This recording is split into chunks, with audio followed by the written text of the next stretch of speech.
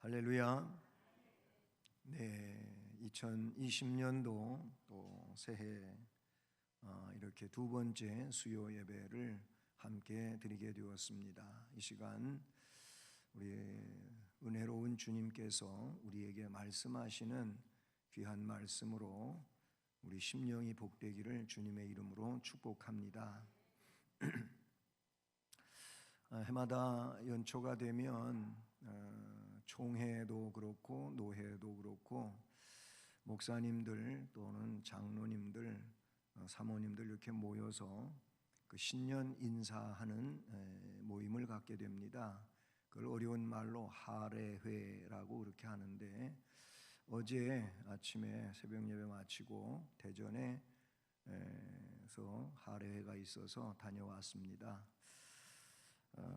가서 또 목사님들 만나고 설교도 듣고 같이 모여서 1년을 위해서 총회와 노회와 교회를 위해서 기도도 하고 그렇게 은혜롭게 마치고 돌아왔습니다.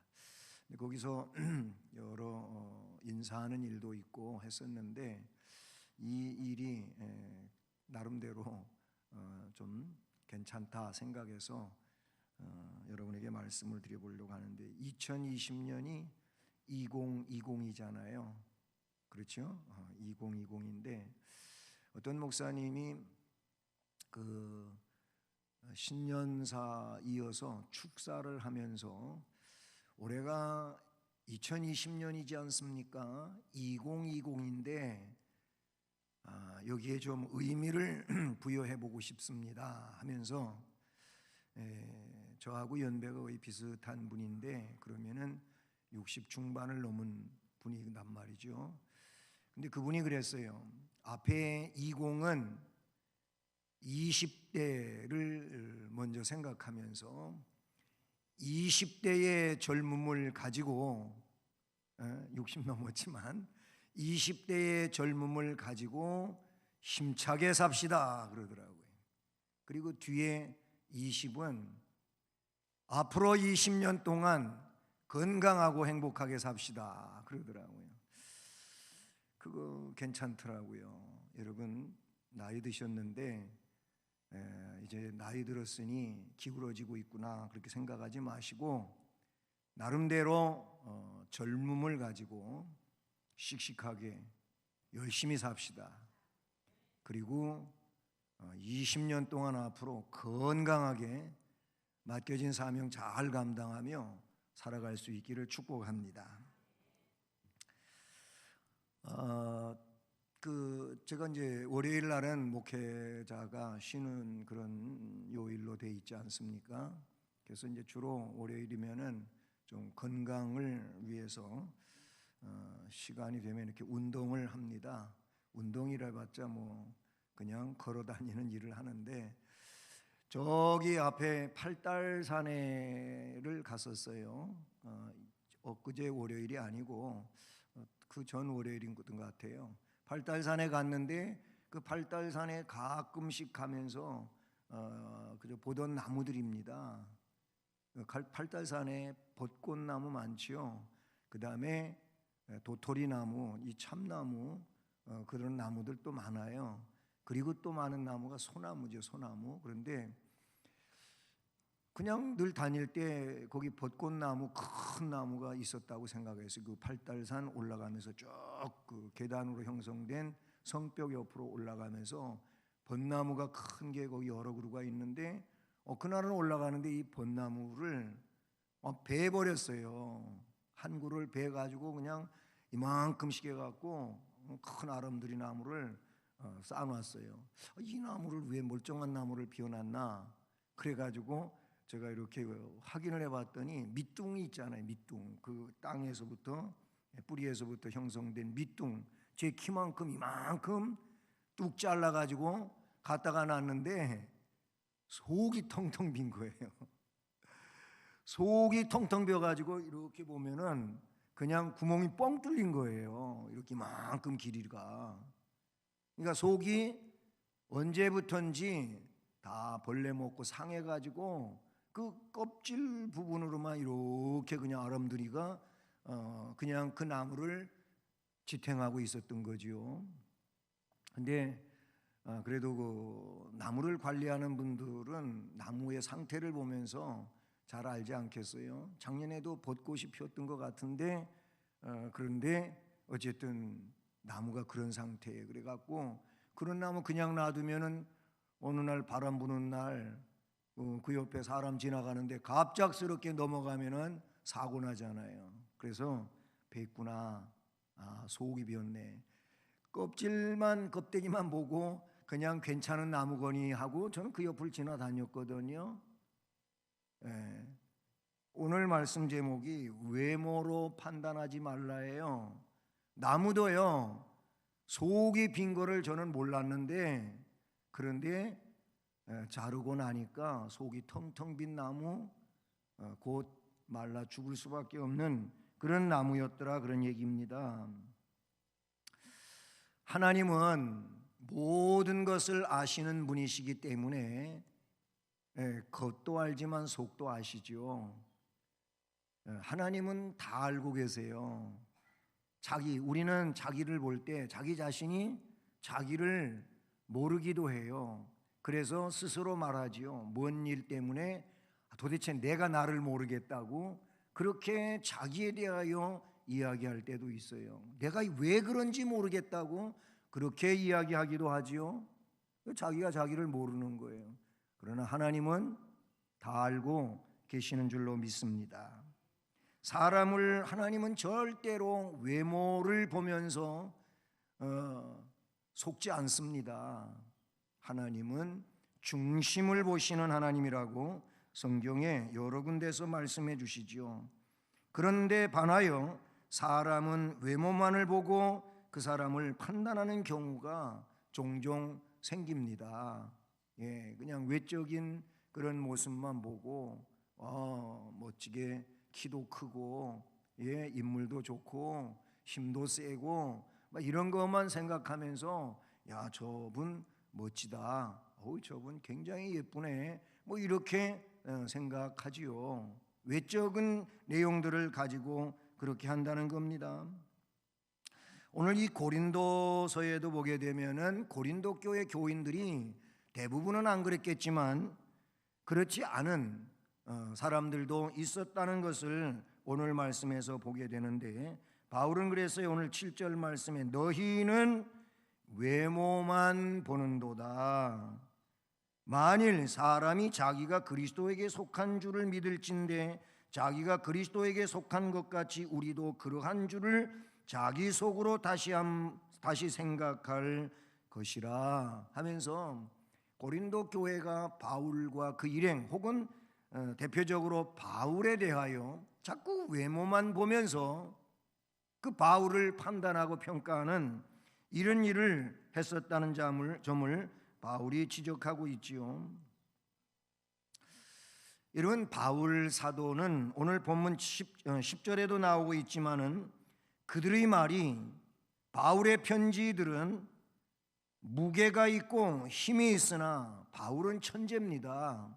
가말리엘 교법사가 자기 밑에서 공부한 사람 가운데 최고로 꼽은 사람이 사울이었어요. 사울이 변해서 바울 됐잖아요. 사울이었어요.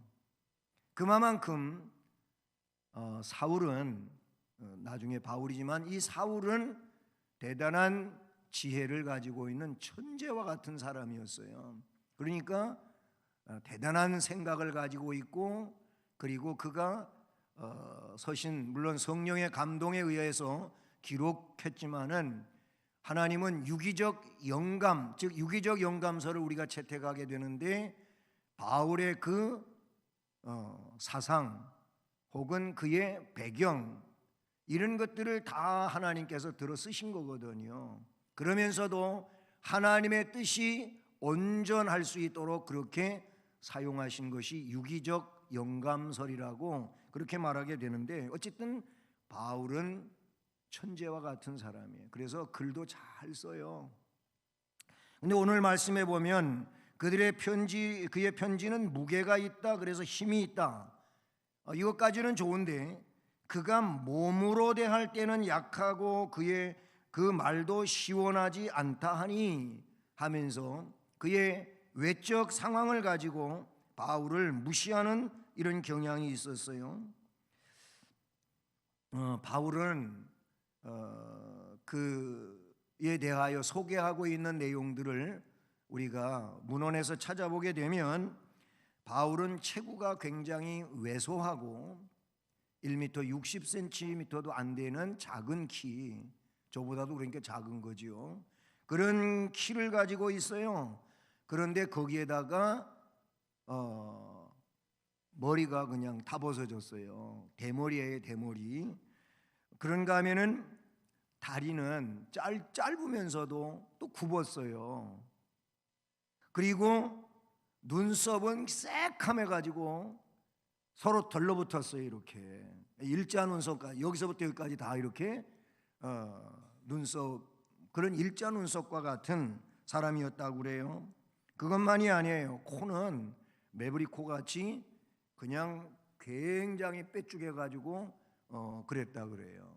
뭐 각각 뜯어보면 나름대로 멋질 수도 있겠지만은 그런 바울의 모습은 또 거기다가 그는 이제 안지를 앓고 있었고, 그리고 그렇게 똑똑하고 글도 잘 쓰는 분이 말을 할 때에는 오늘 말씀에서 그의 말도 시원하지 않다 하는 이런 부분들이 있었던 거예요.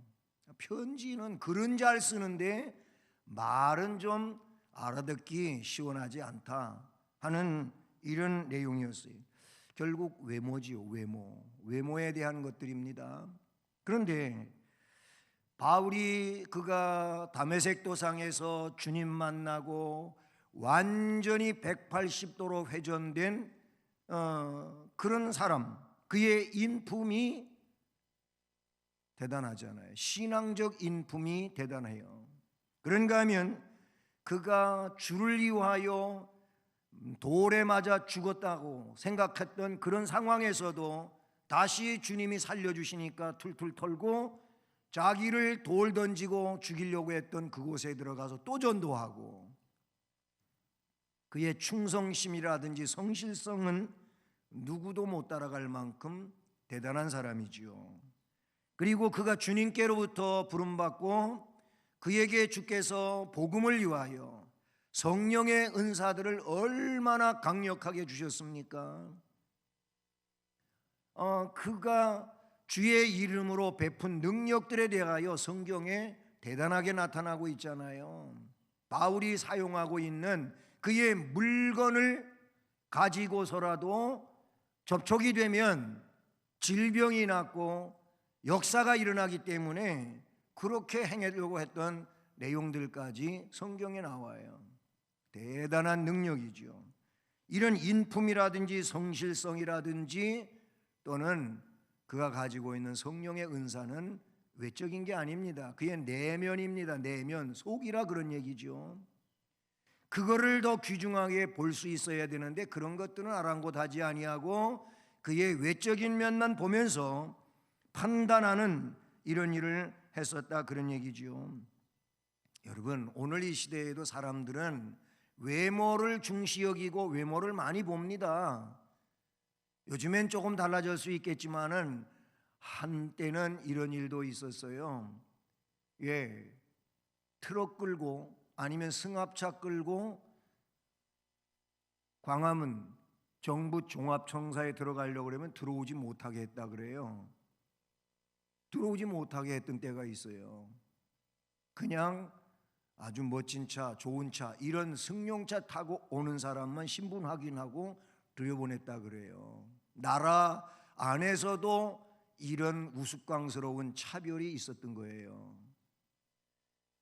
요즘에도요, 사람들 의식 속에 그런 게 있어요. 돈 많은 사람, 좋은 차 타고 아주 큰 평수의 아파트에 살고 그리고 비싼 옷 입고 이러면은 굉장히 좀 치고, 그렇지 않으면 허접하게 생각하고 이런 일들이 세상 속에 있어요. 이건 하나님이 아닙니다. 성경이 아니다, 그런 얘기죠. 하나님은 사람을 외모로 취하지 않으셔요. 사무엘상 16장에 보면 하나님은 사울을 왕에서 버리고 베들레헴 이새의 집에 있는 이새의 아들 중에 왕으로 기름을 부으라고 사무엘 선지자에게 말씀하시는 내용이 사무엘상 16장에 나오고, 실제로 사무엘 선지자는 이새의 집에 가서 이새의 아들 중에 기름 부으려고 하는 일들이 나오고 있지요. 하나님 말씀 순종해서 기름 뿔병에 기름을 채워 가지고 그래서 이새의 집에 갔어요. 가서 첫째 아들을 봤어요. 첫째 아들 이름이 엘리압이잖아요. 사울보다도 더 키도 크고 그의 외적인 그 외모도 아주 출중한 거예요. 사무엘상 16장에 나와요. 하나님이 그래서 여기 가서 기름을 부으라고 했구나 하고 사무엘 선지자는 그의 외형적인 모습만 보면서 그 엘리압에게 기름을 부으려고 할 때 하나님이 허락하지 않으셨어요. 그래서 둘째 아들 아비나답, 셋째 아들 삼마 다 불렀는데 전부 아니라는 거예요. 그 이하 넷째 느다넬, 그리고 다섯째 라떼, 여섯째 오셈 다 지나갔어요. 없는 거예요. 이 아들밖에 없냐 그랬더니 한 아이가 있는데 밖에서 저 들판에서 양을 지키고 있다는 겁니다. 그러면 6명 다 지나갔는데 아니면 나머지 한 명이지 않겠어요? 그 빨리 불러오라 그랬어요. 그러기 전까지는 식사하지 않겠다. 막 끼니가 지나간 것 같잖아요. 그래서 불러왔어요. 와 본데 이 아이는 소년이요, 소년. 이제 아주 작은 소년이에요. 그런데 하나님은 그에게 기름을 부으라고 하십니다. 그가 다윗이란 말이죠. 그 엘리압을 기름 부으려고 할 때 하나님께서 허락하지 아니하시면서 그 사무엘상 16장 7절 말씀에 기록된 말씀이 나의 보는 것은 사람과 같지 아니하니 사람은 외모를 보거니와 나 여호와는 중심을 보느니라. 골리앗하고 싸울 때 말이에요. 다윗이 거기 전까지만 하더라도 이 엘리압, 아비나답, 삼마 다 군대가 있어요. 지금 블레셋이 골리앗과 더불어서 쳐들어왔잖아요. 그래서 지금 나라가 전쟁터가 됐는데 거기가 있었어요. 가서 이들은 어쩌고 있었습니까?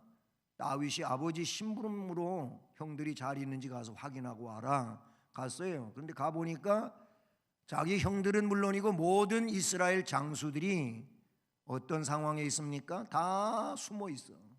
벌벌 떨고 숨어 있는 거예요.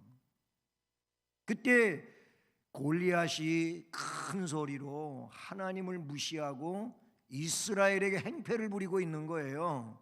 그래서 다윗이 그 소리를 들으면서 가만히 있을 수가 없었잖아요. 왜냐하면 하나님이 모독을 당하고 있는 거예요. 그래서 나섰습니다. 사울도 말렸어요. 형들도 말렸어요. 다 말렸어요. 나간다고 하니까 그러면 이 옷이라도 입고 가라 하고 사울이 입는 갑옷을 입혀봤지만 이제 작은 소년이 그 키 큰 사울 왕의 갑옷이 맞겠어요? 오히려 더 거추장스럽지. 그래서 이거 나한테 안 어울린다고 벗어놓고 양을 지킬 때 쓰던 물매채와 물맷돌 5개 골라가지고 골리앗 앞에 가자. 골리앗이 비웃어. 야, 네가 날 개쯤으로 취급하느냐고. 그 막대기 가지고 뭐 어쩌려고 나한테 왔냐고 라고 할 때 다윗이 한 말이 뭡니까?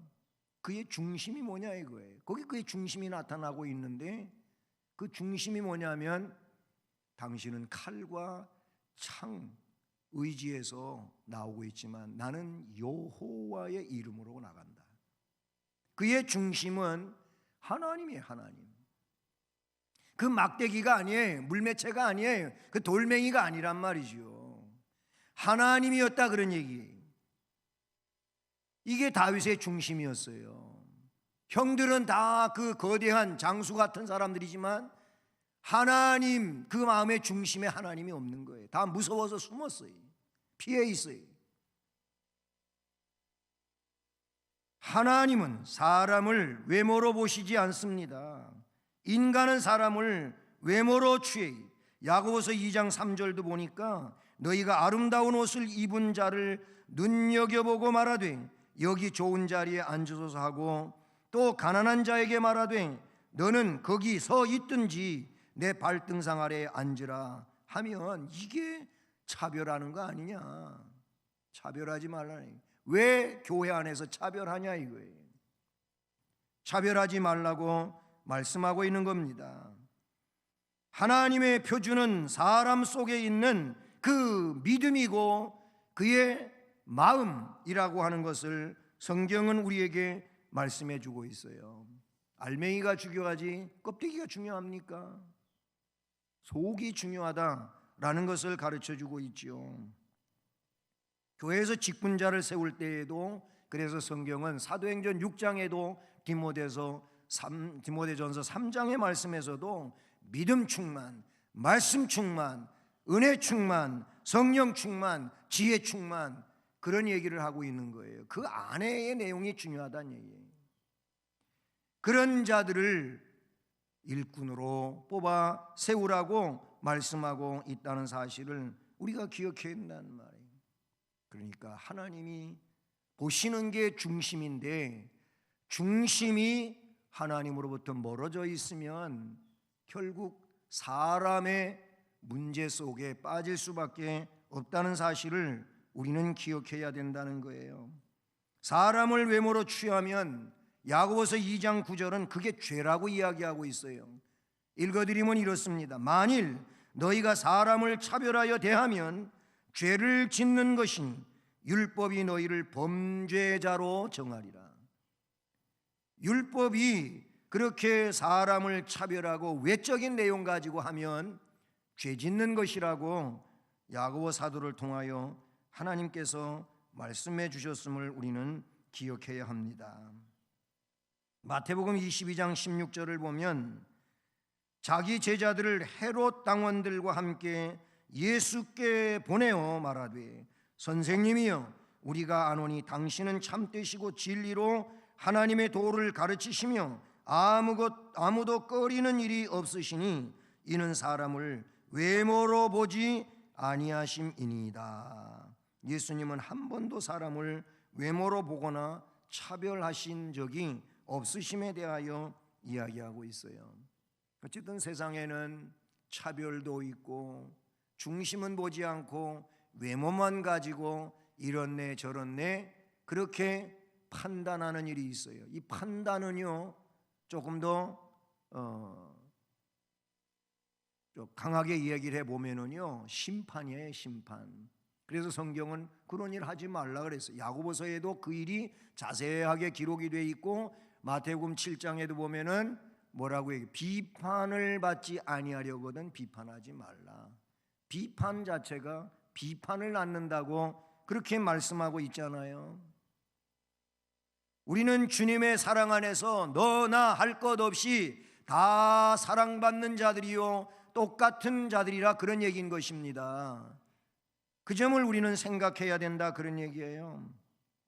그래서 어쨌든 세상은 사람들이 운집하여 살고 있는 곳이기 때문에 그럼에도 불구하고 자꾸 비판하고 판단하는 일이 있어요. 그것도 외모를 가지고 판단하고 알지도 못하면서 속단하고 그리고 추측하고 이러면서 판단하는 일이 있는데 그게 죄라 그런 얘기죠.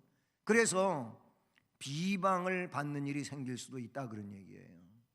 그러면 우리는 비방받을 때 어떻게 해야 할까요? 비방에 대한 자세를 생각해 보고자 하는 것입니다. 비방할 때 비방하지 마십시오.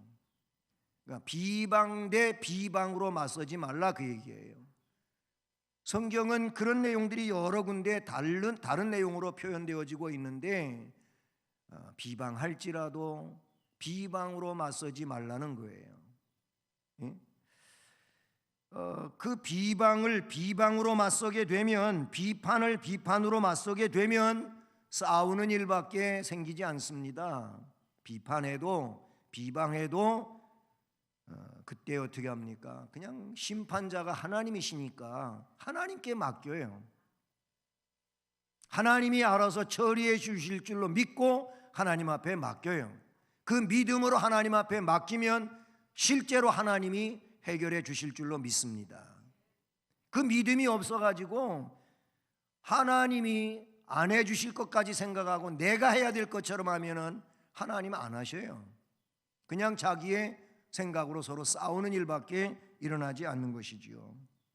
비방에 대한 첫 번째 자세는 비방하지 말고 그 심판을 하나님 앞에 맡겨라 라는 겁니다. 그 다음에 두 번째, 비방받을 때 그때 자기 자신을 돌아보면 되는 거예요. 그래, 저 사람이 나를 이렇게 이야기할 때 나를 돌아보는 거예요. 설사 돌아봤는데 내가 그렇지 않은데도 그렇다고 해도 서로 비방으로 맞서지 말라, 그 얘기예요. 나를 돌아보는 것이 이게 최선책이라고도 볼 수 있어요. 그래서 나를 더 어떻게 성숙시키는 거예요. 나를 성장시키는 거예요. 실제로 갈라디아서에서도 누가 연약한 일이 있어서 그것이 밝혀지고 드러나게 되면 그 사람을 그냥 매장시키지 말고 오히려 그 사람을 위하여 기도해주고, 나도 저 사람과 같이 연약한 부분이 있음을 기억하고 자기 자신을 돌아보라고 갈라디아서에서 바울 사도가 말씀하고 있는 것을 보게 된다는 것이죠. 자, 오늘 12절도 보면은 그래요. 우리는 자기를 칭찬하는 어떤 자와 더불어 감히 짝하며 비교할 수 없노라. 자기를 칭찬하는 어떤 자와 더불어 감히 짝하고, 그런 사람과 똑같이 되지 않겠다 그 말이에요. 비교할 수 없노라. 그러나 그들이 자기로서 자기를 헤아리고 자기로서 자기를 비교하니 지혜가 없도다. 나만 같아라. 자기에게다 기준을 두고 남을 이야기하는 일은 안 된다, 그 얘기예요. 13절, 그래서 그러나 우리는 분수 이상의 자랑을 하지 않고 오직 하나님이 우리에게 나누어 주신 그 범위의 한계를 따라 하노니 곧 너희에게까지 이른 것이라. 아멘. 어쨌든 이 말씀에서 나를 돌아보고 나를 올바로 더 강하고 능하고 복되게 세우는 것이, 이것이 은혜롭게 되는 것 아니겠습니까? 비방받을 때 싸울 일부터 생각하지 말란 말이에요. 비판을 당할 때 나를 비판하는 그 사람과 맞서 싸우려고 하는, 기분 나쁘니까 속상하니까 싸우려고 하는 이것부터 생각지 말고, 하나님이 심판권을 가지고 있잖아요. 우리는 심판자가 아니에요. 그러니까 하나님 앞에 맡겨요. 그리고 자기를 돌아보면서 더 하나님 앞에 올바로 나를 세우는 이런 심령이 되면 복이 될 줄로 믿습니다. 마태복음 7장 3절 앞에 비판을 받지 아니하거든 비판하지 말라, 그 말씀에 이어서 7장 3절에 이런 말씀을 주님이 하셨어요.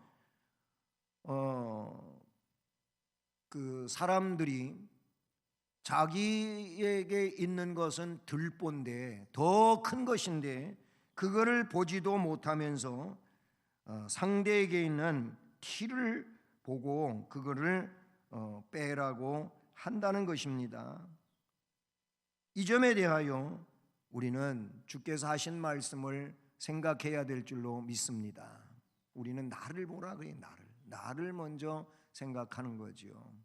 뭐 묻은 개가 뭐 묻은 게 나무란다는 그런 속담도 있어요. 더 지저분한 게 묻어 있으면서 겨 묻어 있는 개를 약게 묻어 있다고, 먼지 묻어 있다고 그런다는 거예요. 웃기죠, 그렇죠? 그러니까 그때 세상 말로는 너나 잘하세요. 당신이나 잘하시오. 그런 얘기를 하게 된다는 것입니다. 또 한 가지, 비방받을 때, 판단받을 때 뭐 해야 되느냐? 좀 자존감을 잃지 마십시오. 그 사람이 나를 무시하고 뭐라고 막 얘기한다고 해가지고 그냥 쓰러지고 무너지고 그러지 마십시오. 적어도 당신이 나를 그렇게 취급한다 할지라도 하나님은 나를 사랑하신다. 하나님은 나와 함께 하신다. 하나님이 은혜를 나에게 주셨다. 하나님 앞에 나는 하나님의 자녀이다. 나는 하나님의 딸이고 아들이다. 이것이 뭡니까? 자기 자신에 대한 긍지라 그런 얘기예요. 여러분이 믿음을 갖고 계시고 확신하지 않습니까? 이 믿음이 없습니까? 믿음을 확신하신다면 긍지를 가지고 있어야 돼요. 그리고 그 자존감이 나를 지탱할 수 있어야 되는 줄로 믿습니다. 그러면 누가 뭐래도 문제가 안 되는 거예요. 그런 소리 해도 그냥 지나가지는 바람쯤으로 생각하는 거지요.